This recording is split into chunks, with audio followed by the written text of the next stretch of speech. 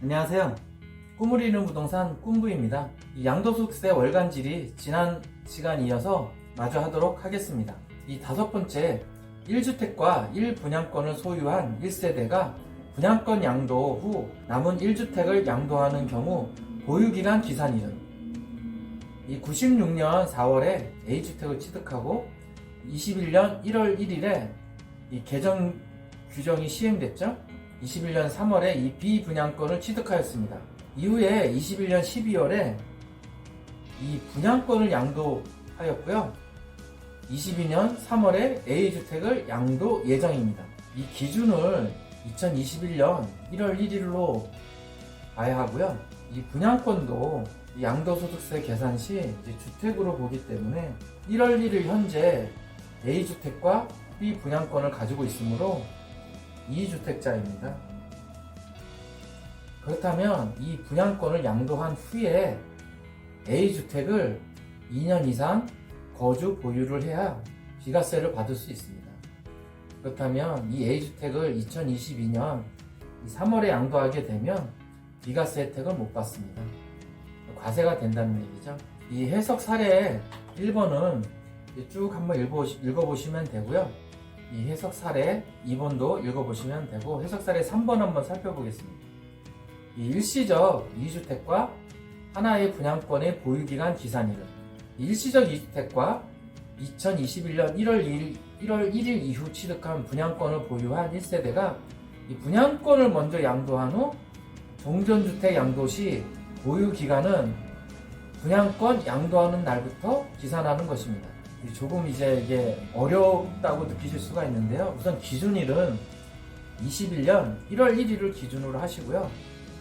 이 2014년 4월에 A주택을 취득하였고 2018년 12월에 B주택을 취득하였습니다. 그렇다면 이 B주택을 취득한 순간 일시적 2주택자가 된 거죠.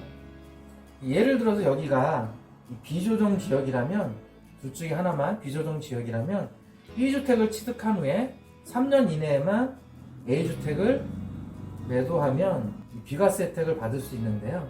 이 21년 1월 1일이 지난 21년 4월에 이 C분양권을 취득하였습니다. 그렇다면 이 C분양권을 취득하는 순간 이분은 다주택자가 되시는 겁니다. 그렇기 때문에 C분양권을 바로 양도하였다 하더라도 양도하는 순간 A주택의 이 양도 기산일은 C분양권의 양도일부터 시작입니다. 그러면 비과세 혜택을 못 받겠죠. 배우자에게 이 분양권 지분 일부를 증여하는 경우 일시적 2주택자의 종전주택 양도 기간, 이 배우자에게 이제 분양권 지분을 증여하는 경우가 있습니다. 배우자에게는 그 증여를 할 시에는 6억까지는 이제 증여세 비과세를 받습니다. 이 설명이 잘 돼 있으니까 쭉 읽어보시면 되고요. 이 조정 대상 지역에 A주택을 보유하고 있는 김성실 씨는 동일 지역에 소재하는 B아파트의 분양 계약을 2017년 8월에 체결하였고요. 계약금을 지급했습니다. 그러면 이 3년 안에만 그 기존 A주택을 매도하면 되죠. 20년 4월에 이 B아파트 분양권의 지분 일부 50%를 배우자에게 증여를 하였습니다. 그러면 이 B아파트의 명의를 부부 공동 명의로 하게 된 것이죠. 이 김성실 씨는 B아파트 취득 후 A주택을 양도할 예정입니다. 이랬을 때 이 B아파트의 분양 계약을 할 때 일시적 2주택 허용기간이 3년이었는데 이 B아파트의 분양권 지분 일부를 배우자에게 증여할 때는 일시적 2주택 허용기간이 1년으로 법이 개정되었습니다. 이 경우 일시적 2주택 허용기간은 3년인가요? 아니면 1년인가요? 2019년 12월 17일 이후에 A주택이 조정대상 지역에 있는 상태에서 조정대상 지역에 있는 B아파트를 취득하는 경우에는 일시적 2주택 허용기간이 1년이 적용되는 것이지만 2018년 9.13 이전에 이미 조정대상 지역에 있는 신규 주택을 취득할 수 있는 분양권을 포함하는 권리를 매매 계약을 이미 체결을 했을 시에는 증빙서류에 확인되는 경우에는 종전 규정에 따르는 것이니까 이 3년이 적용되는 것이고요. 2019년 12월 17일 이후에 이 분양권 지분 일부를 배우자에게 증여하는 경우에도 3년을 적용합니다. 기준은 배우자의 부부간은 같은 세대이고요. 같은 경제 활동을 하는 것이기 때문에 이 3년을 인정해 줍니다. 이 해석 사례 1, 2, 3번이 있는데요. 쭉 읽어보시면 그 내용을 대부분 알 수 있을 것입니다. 중요한 건 이 배우자에게 증여하는 경우에 2주택 보유 허용 기간을 이제 3년을 적용을 해준다는 것만 기억하시면 될 듯 합니다. 물론 2018년 9.13 이전에 계약을 체결한 경우 3년입니다. 이번도 이제 같은 내용이고요. 이 해석 3번에 보면 이 분양 계약을 2017년 8월 2일 이전 계약하고 계약금을 지급하였으나 그 후 지분 중 2분의 1을 배우자에게 증여 시 1세대 1주택 비과세 거주 요건을 적용하지 않는다는 뜻은 무엇이냐면 2년만 보유하면 되지 이 거주 요건까지는 필요하지 않다는 것입니다. 이 7번은 2017년 이제 8월 2일 이전에 취득한 조정 대상 지역 내 주택을 재건축하여 2017년 8월 3일 이후 준공한 경우 거주 요건이 적용하는지 A주택을 취득해서 살고 있다가 멸시로 다시 재건축을 했습니다. 그래서 2018년 4월에 준공이 되어서 이제 입주를 하게 된 것이죠. 이 질문은 노후주택을 취득할 때는 1세대 1주택 비과세를 받기 위한 거주 요건이 없었는데 해당 주택이 이제 재건축돼서 준공된 때는 2년 이상 거주 요건이 붙은 거죠. 그러면 이분은 거주 요건이 적용이 되나요? 물은 건데요. 이 2017년 8월 3일 이후부터 2년 이상 이제 거주 요건이 적용이 됐긴 하였지만 이분은 2017년 8월 2일 이전에 이미 취득한 주택을 그대로 재건축해서 입주하였기 때문에 이분은 매매 시에 1세대 주택 비과세 판단 시 거주 요건을 적용하지 않습니다. 보유만 2년 이상 했으면 되는 것입니다.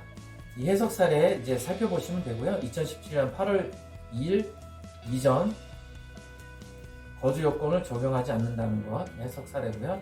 두 번째도 8월 2일 이전 신축할 목적으로 멸실하고 8월 3일 이후 신축한 경우 신축주택의 취득 시기는 기존 주택의 취득일 여기도 거주 요건을 적용하지 않습니다. 이 해석 사례 3번은 잠깐 살펴보면 2017년 8월 2일 이전에 주택을 신축하는 건축 허가를 받아서 착공 신고를 하고 이 얘기는 뭐냐면 이 기존의 주택을 멸실해서 짓는 것이 아니고요. 그냥 그 이전에 그 새로이 신축하는 것이기 때문에 여기서는 거주 2년을 해야 된다는 내용입니다. 잘 살펴보시면 되고요. 1세대 1주택 비과세 거주 요건 판정 흐름도인데 설명이 잘 되어 있으니까 읽어보시면 됩니다. 우선적으로 기준은 이거죠. 주택 취득 당시 비조정 지역이냐 아니냐에 따라서 비조정 지역이면 2년 이상 거주 요건이 필요가 없습니다. 조정일 때는 2018년 8월 2일 이전에 취득한 것인지 아닌 것인지에 따라서 8월 2일 이전에 취득했으면 거주 요건이 필요가 없고요. 8월 2일 이후부터 취득했으면 2년 거주 요건이 필요한데 혹시나 이제 매매 계약을 8월 2일 이전에 먼저 했을 수도 있겠죠.